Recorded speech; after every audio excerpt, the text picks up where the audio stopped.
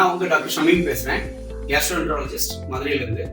இன்னைக்கு fatty லிவர்ன்ற disease பத்தி நம்ம சில நிமிடங்கள் பார்ப்போம். இது நம்ம மாதிரி டயக்ராம், நம்ம வயிறோட உள்பகுதி, இதுதான் நமக்கு லிவர். ஸோ இந்த லிவர்ல வந்து இந்த ஃபேட்டி லிவர்ன்ற டிசீஸ் எப்படி அஃபெக்ட் ஆகுதுன்றதை பார்ப்போம். ஸோ இதுதான் உங்களுக்கு அந்த ஃபேட்டி லிவருக்கான மாதிரி படம். ஸோ இது வந்து நம்ம நார்மல் நல்ல நிலைமையில உள்ள லிவர். இது வந்து கொழுப்பு படிஞ்ச உடனே 5 to 10 வருஷம் வரைக்கும் லிவர் இந்த ஸ்டேஜ்ல இருக்கும். 15-20 வருஷம் ஆகும்போது லிவர் சுருங்கி இந்த லிவர் சிரோசிஸ்ன்ற ஸ்டேஜுக்கு போயிடும். ஒரு 25-30 வருஷம் கழிச்சு ரேரா வந்து பாத்தீங்கன்னா கல்லீரல் கேன்சர் மாறும். இப்போ பெரும்பாலானவங்களுக்கு வந்து இந்த ஸ்டார்டிங் ஸ்டேஜ்ல தான் இருக்கும்.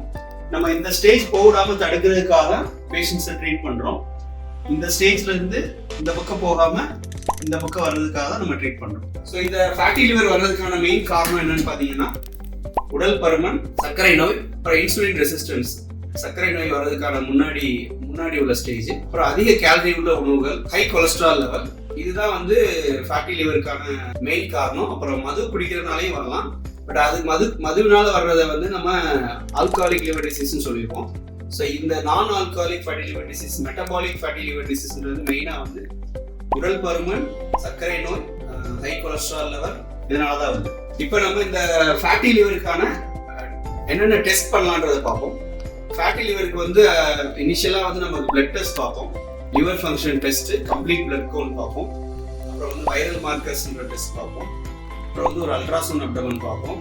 அப்புறம் லிவர் அல்ட்ராசவுண்ட் அப்டமன்லேயே சில பேஷண்ட்ஸ், சில சென்டர்ஸ்ல வந்து எலாஸ்டோகிராஃபின்னு ஒன்று பண்றாங்க. அப்புறம் எம்ஆர் எலாஸ்டோகிராஃபின்னு பார்க்குறாங்க. பட் நம்ம இந்த பிளட் டெஸ்ட்லேயே வந்து ஃபைப்ரோசிஸ் இருக்கா, லிவர் ஃபைப்ரோசிஸ் இருக்கா, அதிகமான லிவர் வந்து சுருங்கி இருக்கா இல்லையான்றது நம்ம தெரிஞ்சுக்கலாம் எல்எஃப்டி அண்ட் கம்ப்ளீட் பிளட் கவுண்டை வச்சே. ஸோ அப்புறம் வந்து சில சென்டர்ஸ்ல நமக்கு ஃபைப்ரோ ஸ்கேன்ற ஒரு டெஸ்ட் இருக்கு. அந்த ஃபைப்ரோ ஸ்கேன் வந்து அல்ட்ராசவுண்ட் அப்டமன் மாதிரி தான். நம்ம லிவர்ல வந்து ஸ்கேன் பண்ணி பார்க்கும்போது ஃபைப்ரோசிஸ், லிவர் சுருக்கம் வந்து வந்துருச்சா என்னன்றது தெரிஞ்சுக்கலாம்.